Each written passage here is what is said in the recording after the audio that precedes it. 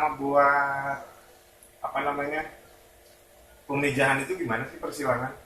Oh, untuk persilangan atau yang kita biasa sebut untuk breeding ya. Hmm. Untuk breeding ikan cupang itu sama seperti ikan umumnya. Ya, pasti ya cewek ada cowok. Ya, pasti Ya, umum lah ya, gitu ya. ya, pasti umum. Cuman kalau ikan cupang ini dia tidak perlu memakan tempat yang besar. Karena ya kan ya namanya ikan kecil kan pasti lokasinya juga kecil. Dan di sini kenapa saya pilih ikan cupang? Karena saya tinggal di kosan. Ikan cupang sekarang lagi jadi trending nih. Karena apa? Di dalam masa pandemi COVID-19, orang itu pulang kerja pasti suntuk, bete, dia butuh hiburan, buat refreshing. Nah, alternatif salah satunya itu memelihara ikan cupang sebagai salah satu jenis ikan hias peliharaannya. Untuk proses dari perkawinan ini sendiri makan waktu berapa lama? Kurang lebih 3 hari 3 hari untuk perkawinannya saja. untuk perkawinan saja. Jadi kita siapkan cewekan dan cowokan. Nah, cowokannya itu kita taruh tempat mungkin seperti ember kecil atau wadah kecil kotak nggak apa-apa. Itu kita taruh di situ. Terus habis itu baru kita siapkan cewekannya. Untuk cewekannya kita bisa pakai aqua gelas seperti seperti ini contohnya. Ini aqua gelas, nanti si ceweknya kita taruh di sini, kita taruh di kotak yang sudah ada cowokannya. Itu tahap pertama ya, itu namanya tahap pengenalan. Itu kita diamkan selama 1 hari. Dan untuk masuk tahap kedua, ini kan sudah masuk tahap penjodohan namanya. Tahap kedua itu namanya tahap wik-wik. Asik.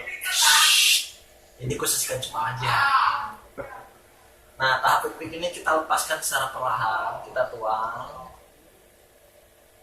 Nah, agar si cupang betina ini kita bercampur dengan si jantan. Karena ini tahap pengenalan tadi itu tahap sehari itu dia sudah menyiapkan tempat si pejantannya seperti busa.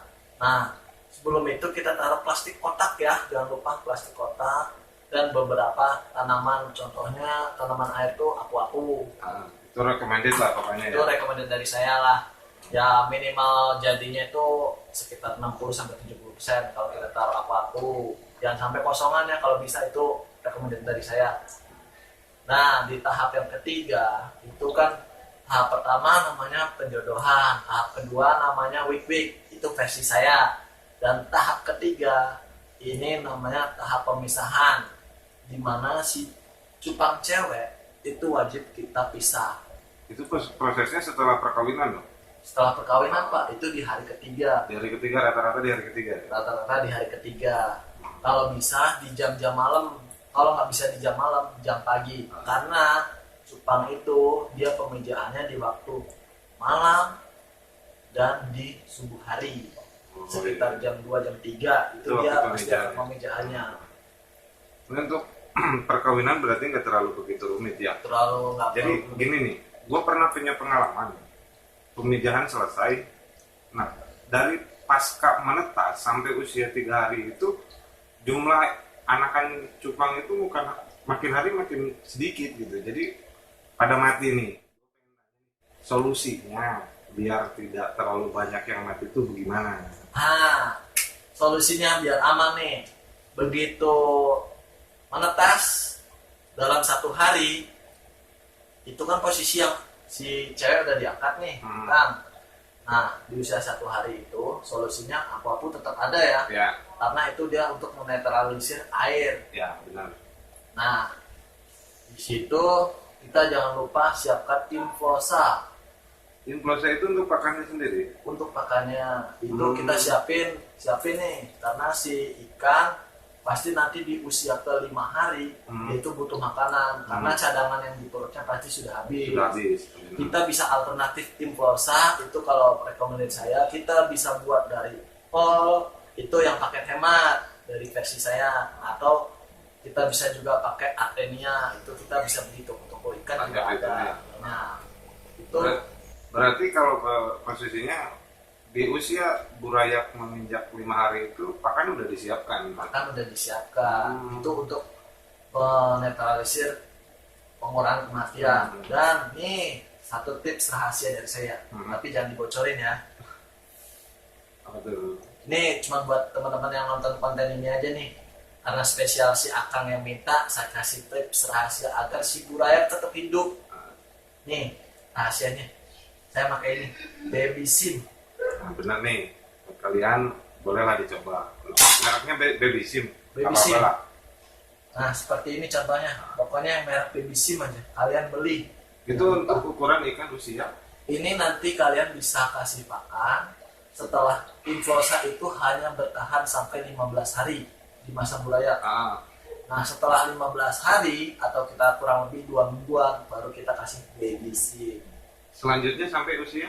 Selanjutnya sampai usia 2 bulan, 3 bulan, bahkan sampai besar pun ini nggak jadi masalah karena ini terproduksi dari udang yang boleh dikeringkan dan ditumbuk. Jadi Manfaatnya ini Kang, yang pertama nih, apa tuh? maaf nih jadi saya promosi ya. Nggak apa-apa lah. Nih manfaatnya yang pertama mencegah kematian, yang kedua mempercepat pertumbuhan, dan yang ketiga mempercepat mutasi si buraya tersebut. Berarti cukup bagus juga ini barang ini. Cuma satu alat doang ini, satu ini. Ya benar. Nah, tapi ingat ya di usia 15 ke 15 hari nih si pejantan atau si bapaknya si ikan cupang itu kalian sudah pisahkan dan kalian sudah siapkan tempat pembesaran buat si buraya Khusus. tapi di usia nanti dia 12 hari sebelum buraya itu dipindah kalian sudah harus siapkan tempat untuk si buraya tersebut sebelumnya, jadi airnya itu dinetralisir. Oh, jadi jauh-jauh hari itu udah disiapkan. Sudah gitu. seperti kita taruh tadi aku terus yang kedua kita taruh beberapa helai ya daun salam, daun ketapang, sorry Punya Yorno gitu. candaan dikit biar nggak tertekan. Yoi. Nah, dan yang ketiga nih jangan lupa kalian siapkan garam ikan, itu fungsinya untuk netralin air atau si pH air lah biasanya orang-orang sebut. Nah itu kita taruh jadi di usia yang 12 atau 13 hari kita taruh, kita siapin airnya, di usia 15 hari baru kita tuang perlahan di kolam pembesaran tersebut yang sudah kita siapkan. Nah insya Allah nanti di usia 15 hari kalian kasih ini ya, sampai besar pun ini nggak masalah, karena ini untuk mempercepat, terus untuk menetralisir kematian dan mempercepat juga mutasinya. Itulah. Ini info sangat penting banget nih buat kalian semua. Jadi bolehlah diikutin jejak. Itu sih versi saya ya. Mungkin banyak peternak yang lain menggunakan trik-trik yang lain. Kalau ini sih trik-trik saya pribadi. Jadi itu trik saya cara beternak ikan cupang di lahan yang sempit dan lahan yang minim lah intinya. Orang-orang itu kan pasti ternak cupang butuh lahan yang besar. Ini yang karena kita kan saya anak kosan mana bisa, lokasi saya sempit. Buktinya saya pribadi saya bisa. Benar itu. Jadi ini bukan saya omong kosong, nanti di video ini saya akan kasih tahu beberapa hasil yang telah saya breeding nih, hasilnya nanti kita akan lihat videonya ya, dan beberapa koleksi ikan cupang saya dan jenis-jenisnya nanti saya